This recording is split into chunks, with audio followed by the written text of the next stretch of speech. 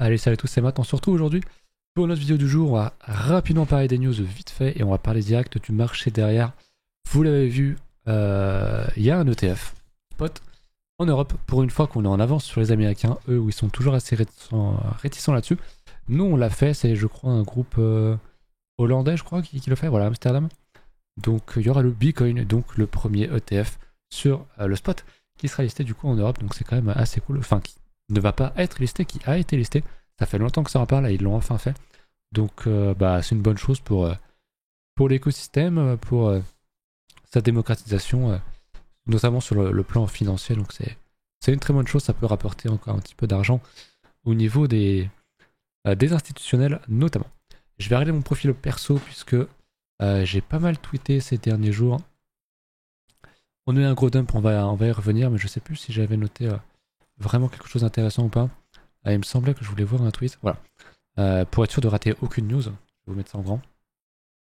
En gros, hop, comme ceci. Il s'est passé beaucoup de choses sur ce mouvement, ok. Il y a eu 1 milliard de dollars qui ont été liquidés, ce qui est énorme. On va voir tout à l'heure le graphique et la courbe de l'Open Interest qui a vraiment drop sale. On a la volatilité, j'ai peur de l'oublier, qui a fait un bond de 1850%. Vous vous souvenez, on était très très bas, on avait même fait des plus bas historiques. Bah forcément, avec un mouvement comme ça, on l'a retrouvé énormément de volat. Donc ça, pas étonnant, ça fait un moment donné que j'en parle. Funding négatif et pas mal de peur aussi de ce que j'ai vu sur le marché. Je l'ai pas noté sur ce tweet, mais on a aussi on va revoir tout à l'heure, le Fear and Greed Index, qui est, vous savez qu'on était dans les 50, on a été un petit peu au-dessus à un moment donné. On est passé à 37, donc vraiment on est passé de 50 à 37, ce qui est énorme. Donc il y a beaucoup de gens qui ont peur ici, et c'est normal, je veux dire, on va pas être étonné, c'est sur ce genre de mouvement. Même si on le verra tout à l'heure, en fait c'est pas un si gros mouvement que ça. Donc moi je me pose la question, est-ce qu'on n'aurait pas un début de capitulation? Alors je dis pas qu'on a un grand bottom ici, encore une fois, le cycle est long, le halving c'est pas tout de suite, on a encore de nombreux mois, on peut juste range, venir rechercher ce plus bas là, venir chercher les 21K, je crois que c'est ce que j'ai écrit en dessous. Alors on peut revenir chercher les 21K sans souci pour moi, on va voir ça tout à l'heure avec le cycle, mais voilà, je pense que de toute façon le bottom ultime a été trouvé, donc il n'y a pas trop de raison de s'inquiéter. On savait qu'on allait rejeter à un moment donné sur ce genre de niveau ou quoi. Bon bah on y est, c'est très bien, je vous mets le graphe. Concrètement, je sentais bien que cette trendline, qui est pour moi une cible, ma LP, ma liquidity pocket allait céder, on avait un range. J'étais assez aussi, si jamais on cassait ce niveau-là, bon bah on l'a pas fait, on l'a même assez violemment rejeté. Et on l'a cassé violemment. Pour le coup, on a retrouvé beaucoup de momentum là où on n'avait rien. Là on l'a enfin retrouvé, donc là forcément. Il y a eu pas mal de liquidations là-dedans. Maintenant, quand on dézoome, voilà, tu vois ça, les gens, depuis quelques jours, il se passait rien. Et puis, tu dois dézoomer le graphique pour voir où est le cours. Donc, forcément, les gens ont peur. C'est normal. Maintenant, quand on dézoome par rapport au début d'année, bon, bah, on l'a fait quoi? On l'a fait, on est passé de là à là. Vous voyez, mon curseur de souris, on a encore énormément de marge. Moi, je pense pas qu'on vienne prendre ce lot-là. Le lot qui est à 19. Peut-être pour venir retester ce niveau-là. Mais en tous les cas, je pense pas qu'on vienne casser ça. Donc je pense qu'on va sans doute peut-être revenir, pourquoi pas plus bas. Mais en fait, en gros, ça va être un énorme range. Ce que je vais vous montrer tout à l'heure sur l'hebdo, je pense que ça sera un énorme range. Peut-être qu'on a même pas mal liquidé du monde ici et qu'on va suivre, vous savez, mon fameux scénario en hebdo où en fait, ok, on range un petit peu et puis on va faire que range. En gros, on va rien faire, vous voyez, en hebdomadaire. Si on suit le schéma à violet, en gros, on va rien faire. Oui, ça sera être un gros mouvement en H4, en daily. Mais en gros, on va juste ranger. Et peut-être qu'on a un bottom ici. Et on va juste ranger et rien faire en attendant le halving et monter petit à petit pour ensuite faire un plus haut. Et dans le pire, entre guillemets, des cas, ça sera le scénario rouge où on va peut-être prendre ce lot-là. Mais dans tous les cas, voilà, ça va être un gros range. Et puis ça ressemblera un petit peu à ce qu'on a eu au cycle passé. Donc j'y crois pas trop. Parce que les gens s'attendent à ce qu'on refasse exactement ce qu'on a fait la fois d'avant. Je crois que je l'avais déjà expliqué. Hein. Les gens s'attendent forcément à ce qu'on ait un gros crash, à ce qu'on vienne retester cette structure-là, qui est très claire en plus ici. Hein, je veux dire, c'est le niveau qu'on a vu tout à l'heure, c'est ici. On l'a fait la dernière fois, les gens s'attendent à ce qu'on le fasse. On le fera pas. Pareil, quand on était là, moi je me souviens très bien, le bottom qu'on cherchait ici à l'époque, là on s'attendait à une longue traversée du désert, un gros range qu'on casse, soit évident, qu'on retape et qu'on monte petit à petit, ce qu'on n'a pas fait. parce qu'on a fait un tout petit double bottom, gros pump, et puis ensuite on est venu le retester pour repartir. Donc ce sera sans doute un scénario très différent. Moi je vois bien un range. Peut-être qu'un range on ira jusque dans les 20k. Mais en gros je pense pas qu'on casse vraiment les 20k. Je pense pas qu'on casse les 20k ici. Je pense qu'on va juste ranger.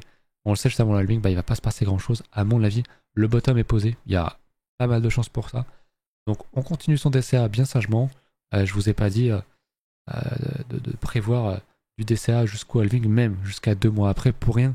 C'est justement pour éviter d'être fragile face à ce genre de move et de pouvoir encaisser et être prêt à continuer son DCA si on va ici sur BTC et que les alts se font détruire. Ok. Donc on a sans doute les bottoms, le meilleur est à venir, mais on aura sans doute quelques mois de range ou de prise de liquidité par le bas. Donc on exécute le plan et on se tait, tout simplement. Voilà pour BTC un petit peu, on va regarder un petit peu plus franchement ici. Donc grosse baisse sur le Ponytas, je suis en H4. On l'a perdu, je l'avais dit, 1 milliard, donc ça nous fait à moins 20% sur les positions en collate BTC. Funding négatif, ça faisait très longtemps. Après sur ce genre de move c'est normal. Pas pour autant qu'on a un bottom ici, même si ça peut arriver, on a eu beaucoup de volume forcément. Mais c'est assez étonnant parce que je vais remettre les fundings en USDT là, enfin en USD. On avait 8 milliards de positions ouvertes. Je vais mettre en daily. Moi je me souviens à l'époque, c'était il n'y a pas si longtemps, le top c'était 1 milliard quoi. À chaque fois qu'on touchait 1 milliard, on liquidait énormément de gens. Là on était à 8, on voit qu'on a fait les plus hauts ici. On réintègre et derrière, bam, gros drop. On revient à des niveaux quand on était ici, quand on était à 25 000 et peut-être même au bottom sur BTC on était quand même beaucoup plus bas. On était à 4 millions. Donc théoriquement on peut encore liquider pas mal de monde. Je pense qu'on peut revenir rechercher ces bottoms là, aller dans les 4 milliards pardon. C'est quelque chose qui à mon avis est totalement possible. On va repasser sur du H4 et on va repasser surtout sur le collate BTC. Tout ça pour dire que ça dump, bien vu. Beaucoup de positions qui ont été liquidées, ça faisait très très très longtemps qu'on n'avait pas eu ce genre de move. Je pense que quelque chose d'une telle ampleur, ça devait dater sans doute des bottoms, parce que tout ça c'était pas si énorme. Peut-être ici là on voit qu'il y avait pas mal de liquidation quand on a cassé pour aller chercher les 20k. Donc depuis janvier quoi. Donc ça faisait 7 mois, en gros 7-8 mois, on n'avait pas eu ce genre de move. De liquidation en tout cas sur BTC. Donc c'est normal que ça fasse réagir, c'est normal que ça fasse peur. Je pense qu'il y a beaucoup de monde qui ont peur. J'avais posé la question sur le Twitter de la baleine. Il y a une personne qui m'a dit que il suivait le plan, il avait bien raison, il pensait en gros comme moi qu'on avait le bottom, etc. Mais je suis sûr que les gens souvent full panique là-dessus. Alors que regardez le cours, je vais enlever les dessins, on a fait ça. Le bottom est ici. Je veux dire, il y aura beaucoup plus de monde qui va paniquer si dans 3-4 bougies hebdo, on est là, on est à 20k.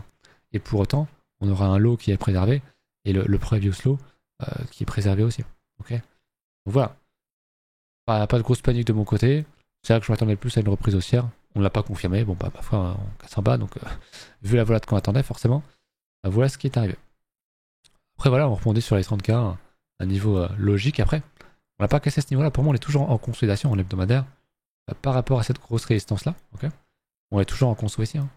Concrètement, on a fait ça. On peut faire ça après. On peut faire ça et continuer, pumper, ranger, refaire, tu vois. Et le halving arrive et au final, je suis mon scénario un petit peu violet. Donc, pas de grande inquiétude de mon côté. Je suis un peu en mode no care. Un petit peu comme à l'époque, juste avant l'halving où là, il y avait le Covid.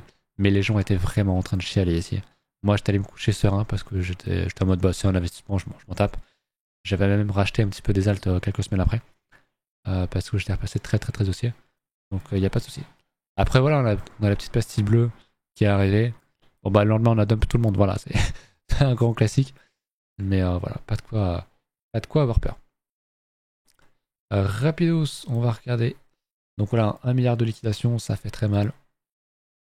Affine Canadex qui est à 37, on peut pousser encore largement. Je pense que si on va dans les 20k, on va vraiment avoir des gens qui vont vraiment flipper et se dire oh putain, il y aura peut-être plus le halving ne fonctionnera peut-être plus. C'est fini. Il n'y aura pas de super cycle, machin, alors qu'en fait on sera juste toujours aussi haussier. C'est juste qu'il regarde les graphiques en 1 heure et qu'il sera capable de regarder l'hebdomadaire et de comprendre les choses d'une autre perspective, qui est un bien d'ailleurs, j'ai oublié le nom, mais c'est un bien de ne pas pouvoir regarder le big picture. Donc de regarder le 1 heure sans comprendre qu'en fait t'es toujours bullish malgré que ton 1 heure tombe comme pas possible, quoi. Bref. Je voulais qu'on voit aussi au niveau des liquidités sur decenttrader.com. On a bien up, mais on n'a pas repris mes 22K.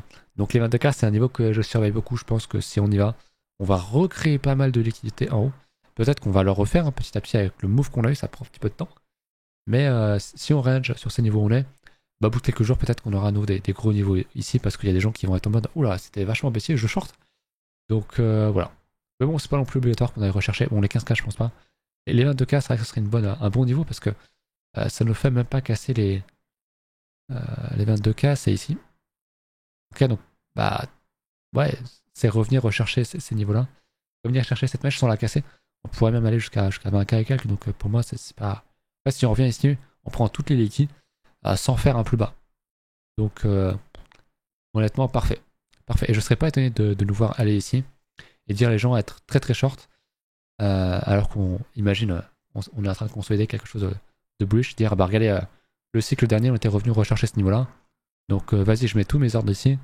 Et puis, en fait, on va juste partir sans eux, quoi. Mais bon, c'est un peu trop Madame Irma pour l'instant, on n'est pas du tout là.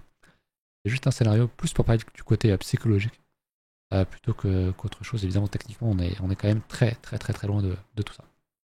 Voilà. Pour BTC, on m'a demandé des alts, donc enfin une alt qui était Chiliz, donc je vais le faire tout de suite pour être sûr de ne pas oublier.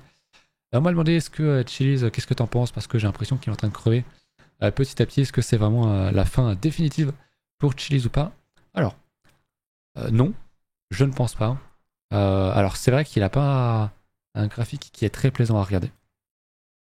Mais c'est comme certains individus, comme toi et moi, on n'est pas tous très beaux. Bah, c'est pareil sur ce graphique. Et pour autant, je veux dire, il a toujours ses deux pieds et ses deux mains.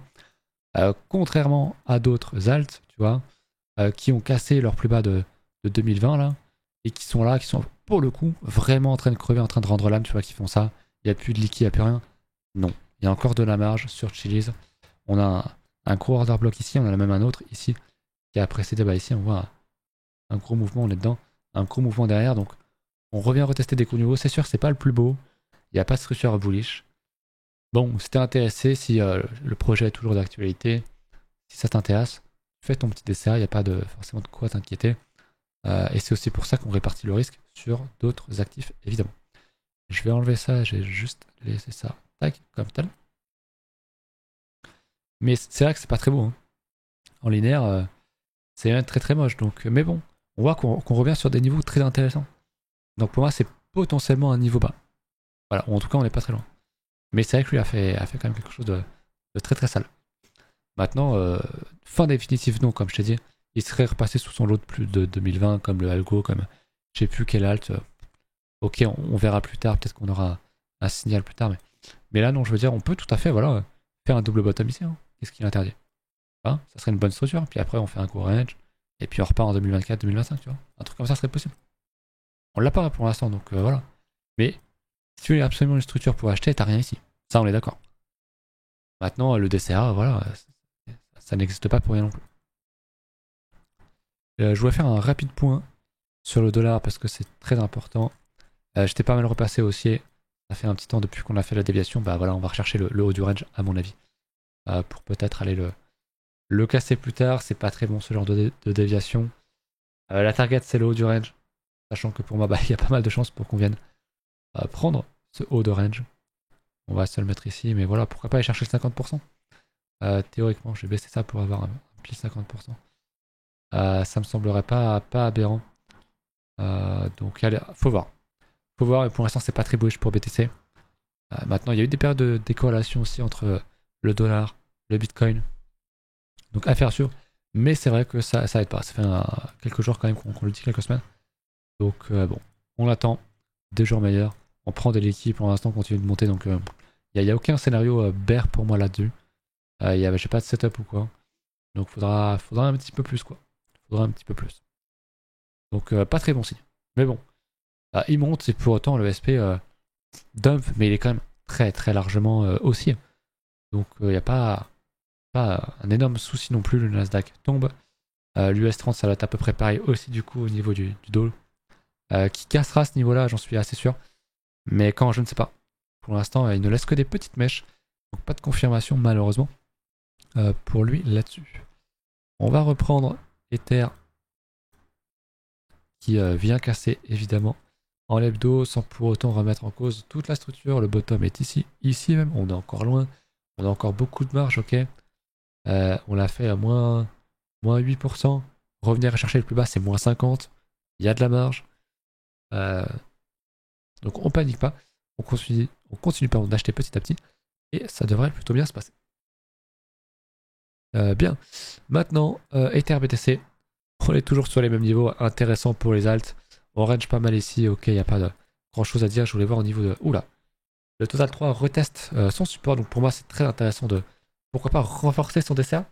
Si admettons j'avais dit par exemple dans le plan que j'ai énoncé, où je disais que ça pouvait être intéressant d'acheter jusqu'au halving, voire jusqu'à 2 mois après, si vous aviez de la marge jusqu'à plus 6 mois, et ben pourquoi pas renforcer un petit peu, comme on vient de bien dump sur les alts, renforcer un petit peu votre DCA, et au lieu d'acheter, je donne un chiffre au hasard, si vous achetiez, je sais pas, 100 € par mois, et va passer à 120, tu vois. Un truc comme ça pourrait être intéressant, parce qu'on reteste des plus bas. Moi, je n'exclus pas du tout la possibilité qu'on vienne faire une déviation ici, pour repartir derrière, et voilà. Ok. Donc, on a encore de la marche par le bas. La structure est belle, on voit que ça commence à être un marché quand même mature, j'en ai parlé la dernière fois. Mais il n'y a pas de cassure de ce niveau-là, il n'y a pas de déviation, il n'y a pas de signal pour l'instant. Mais de l'accumulation pour moi a fait totalement sens ici. Le total 2 ça va être pareil, on est un petit peu plus loin forcément des plus bas, mais on commence à créer des sacrés niveaux ici, je veux dire. Vous voyez, on a une sacrée LP, donc pour moi il y a pas mal de chances pour qu'on revienne plus bas. Donc faudra surveiller ça, mais je m'attends quand même à un second coup de 2 massues là-dessus.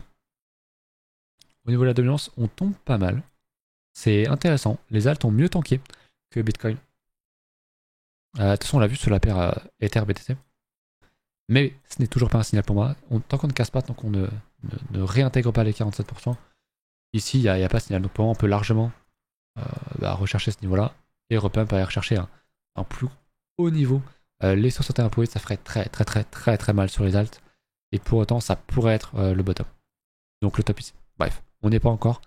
Mais on n'a pas encore de gros signaux. Mais pour moi, il y a quand même une vision de marché où on se dit commencer, ça fait longtemps que je dis ça, mais on est sur les mêmes niveaux qu'en janvier, globalement, sur les alts, où j'ai commencé à acheter, donc on l'achète et puis on l'attend, hein, tout simplement. Hein. Il n'y a pas grand chose d'autre à ajouter là-dessus. Voilà pour ça ce que je voulais vous montrer autre chose. Je crois que je vous avais montré quelques grosses alts. Ah non, pas le RLC, on s'en fout. Le dodo. Oh, le dodo en plus 10%. Pas mal. Alors pourquoi est-ce que j'avais un stop ici, moi? La structure est là, mais ok. En daily, on avait sacrément push, hein, souvenez-vous. On reteste tous ces niveaux-là. C'est très bien. Ah, on a pris tous les stops en dessous, super. Pour moi, c'est des niveaux qui sont quand même très intéressants sur le dodo, avec une très bonne structure. C'est des choses qui se desserrent facile, honnêtement. Donc on continue. Je voulais voir le DYDX. Ok, il est toujours dans son range, je ne bouge vraiment pas. Vraiment un manque de mouvement. Et je voulais voir, c'était le link qui était vraiment sexy à l'époque. Faut que j'écrive Chainlink. Chainlink pour l'avoir sur Binance. Ok. On est revenu sur des niveaux d'intérêt. On reteste encore une fois ce support après déviation. Pour moi, c'est des entrées. Donc, il n'y a pas de quoi paniquer. Toutes les alts ne ressemblent pas à Chili's. Ok. On n'enchaîne pas les plus bas sans arrêt. Il y a des alts qui font quand même de très belles structures. Donc, donc c'est quand même très intéressant. Tout ça pour vous dire que je pense pas qu'il y en ait beaucoup ici qui paniquent. Hein. Dites-moi s'il y en a qui ont vendu, qui se disent ok, j'attends un niveau beaucoup plus bas ou je pense que c'est fini, on remontera pas. J'accepte tout avis. Mais je pense pas non plus. Comme j'ai un biais qui est quand même assez bullish dans le fond. Et que je trouve que les structures sont quand même très pertinentes, même si on peut venir les chasser. On est dans une temporalité de cycle qui est quand même beaucoup plus propice à l'investissement long terme qu'à vendre comme. J'allais lâcher une insulte, mais on va dire comme un faible. Voilà. C'est pas le moment de faire son faible, c'est plutôt le moment d'acheter petit à petit. Et on sera bien. Voilà. Voilà pour tout ça, je pense que j'ai regardé un petit peu les alts qui m'intéressaient. On va regarder s'il y a des ailes qui pètent là sur la dernière heure ou pas. Pour voir s'il y avait des choses à dire ou pas. J'aimerais bien voir sur... Bon alors, à mon avis, les dernières 24 heures, le haillon, mais je crois que la stat est faussée parce que leur listing n'existe plus. Je voulais voir sur le 1 jour, je crois qu'on a un preset... c'est où déjà? Je sais plus où est le preset. Là-dedans. Variation. Je crois que c'est ça. Voilà, sur le 1 heure. BLZ. Oh, le PPT, putain, mais quel enfer. Oh, le Bitcoin Diamond. Là, il y a. Oh, le VGX, il y a tous mes anciens démons là qui sont ici. Ça me tue de rire. Bon, ça, c'est des trucs qui sont globalement morts. Le LivePeer est un truc qui m'intéresse pas mal. Je crois que j'en ai déjà parlé. J'en ai pas. Mais je crois qu'il y avait une bonne structure à l'époque. Bon, ça fait longtemps, il me semble, donc je sais pas trop ce que ça raconte aujourd'hui. Ok. On a été venu chasser. On reprend pas mal de niveaux. Mais je suis sûr que je l'avais ailleurs, ce truc. Pourquoi j'analyse ça sur Coinbase en table là. Sur Binance, ça, je crois. Hein. Bah non, bon, écoutez, qu'importe. En fait, pas mal de plus bas, ok. Il n'y a pas forcément de grosses intentions haussières pour moi. Faudrait qu'on casse ce niveau. Ce serait bien. Pour être vraiment beaucoup plus bullish. Mais en vrai, ouais, c'est vrai que c'est pas top. Mais je suis sûr qu'il y a plus de. D'ailleurs, c'était peut-être là-dessus que j'avais un truc. Live Peer. Ah oui, j'ai pas parlé de quelque chose que j'en ai. Je l'ai mis sur la miniature. Parce que mon monteur voulait le mettre. Enfin, un graphiste. Mais il y a pas mal de news qui, pour beaucoup, expliqueraient le mouvement. Donc Tesla qui vend, Coinbase qui était short, Evergrande qui fait faillite. C'est peut-être un catalyseur, mais honnêtement, on attendait beaucoup de volatilité. Il y avait beaucoup de niveaux à aller chercher en dessous, beaucoup de liquidités. On est venu le faire. Basta. Est-ce que c'est la news de Tesla qui vend ces merdes?